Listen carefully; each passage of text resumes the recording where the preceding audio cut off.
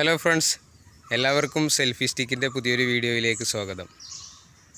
ഇന്ന് ഞാൻ നിങ്ങളെ പരിചയപ്പെടുത്തുന്നത് നമുക്ക് സ്വന്തമായിട്ട് എങ്ങനെ റബ്ബർ ടാപ്പ് ചെയ്യാം എന്നുള്ള വിഷയത്തിനെ കുറിച്ചാണ്.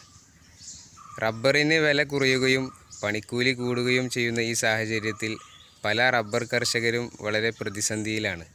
അതിന് പരിഹാരമായിട്ട് ചെറിയ ചെറിയ ട്രിക്കുകൾ മനസ്സിലാക്കിയാൽ നമുക്ക് തന്നെ ഈസിയായിട്ട് റബ്ബർ ടാപ്പിംഗ് ചെയ്യാൻ സാധിക്കും. നമുക്ക് പഠിക്കാം.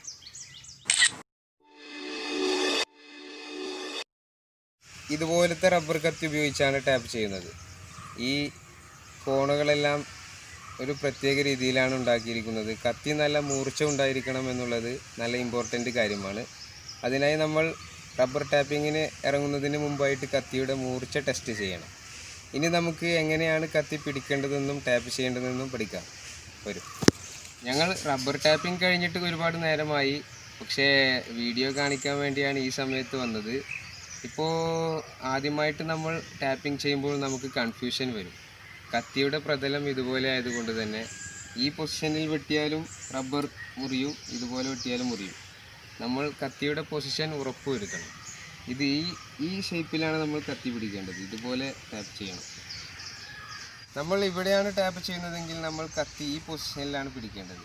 ഈ ഭാഗം കൊണ്ടായിരിക്കണം നമ്മൾ ടാപ്പ് ചെയ്യുന്നത്. ഇവിടെ ഇങ്ങനെ ഇതുപോലെയാണ് ടാപ്പ് ചെയ്യേണ്ടത്. നമുക്ക് അരക്ക് താഴെ വരുന്ന ഭാഗമാണെങ്കിൽ നമുക്ക് ഇതുപോലെ ടാപ്പ് ചെയ്യാനാണ് സൗകര്യം. ഞാൻ ടാപ്പ് ചെയ്യുന്നത് കാണിക്കാം.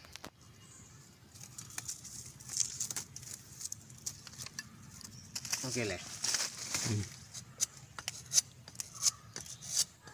ഇതുപോലെ മുന്നോട്ട് ടാപ്പ് ചെയ്യുമ്പോൾ നമ്മുടെ ഇടത് കൈയിലായിരിക്കും കത്തി വരുന്നത്. അപ്പോൾ വലത് കൈയിന് പ്രഷർ കൊടുക്കാതെ ഇടത് കൈ കൊണ്ട് മാത്രം ടാപ്പ് ചെയ്യുക. വലത് കൈ കൊണ്ട് കത്തിക്ക് ഒരു സപ്പോർട്ട് മാത്രം കൊടുത്താൽ മതി. മുന്നോട്ടുള്ള ടാപ്പിങ്ങിന് ശേഷം ബാക്ക് ഭാഗം ഇതുപോലെ നന്നായി ടാപ്പ് ചെയ്യണം. നന്നായി കുത്തി ടാപ്പ് ചെയ്തെടുക്കണം. ഇനി നമ്മുടെ അരക്കു മുകളിലുള്ള ഭാഗമാണ് ടാപ്പ് ചെയ്യേണ്ടതെങ്കിൽ മുൻഭാഗം ആദ്യം ഇതുപോലെ കുത്തി കൊടുക്കണം. അതിനുശേഷം വലത് കൈ കൊണ്ട് നന്നായി ആയാസത്തിൽ ടാപ്പ് ചെയ്യുക. വലിയ പ്രഷറൊന്നും കൊടുക്കേണ്ട. ഇതുപോലെ ചെത്തിയാണ് എടുക്കേണ്ടത്.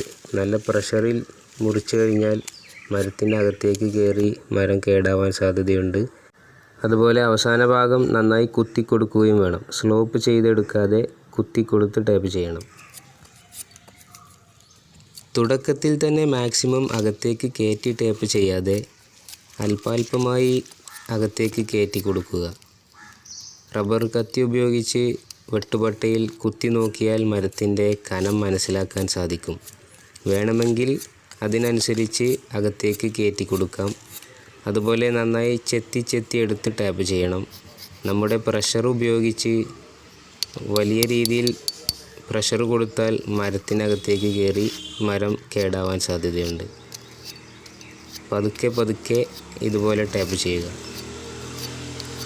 എക്സ്പീരിയൻസ് ആവുന്നതിനനുസരിച്ച് നമുക്ക് വേഗത വർദ്ധിപ്പിക്കാവുന്നതാണ്. ഓക്കെ, നമ്മുടെ ഇന്നത്തെ വീഡിയോ ഇവിടെ പൂർണ്ണമാവുകയാണ്. ഇപ്പോൾ ഏകദേശം എല്ലാവർക്കും റബ്ബർ ടാപ്പിങ്ങിനെ കുറിച്ചുള്ള ഒരു ഐഡിയ ഒക്കെ കിട്ടിയിട്ടുണ്ടാകുമെന്ന് ഞാൻ മനസ്സിലാക്കുന്നു. കഴിയുന്ന വിധം ഞാൻ നിങ്ങൾക്ക് മനസ്സിലാക്കി തരാൻ ശ്രമിച്ചിട്ടുണ്ട്. നമ്മുടെ ചാനൽ ആദ്യമായിട്ടാണ് കാണുന്നതെങ്കിൽ മറക്കാതെ സബ്സ്ക്രൈബ് ചെയ്യുക, വീഡിയോയ്ക്ക് ഒരു ലൈക്കും ചെയ്യുക.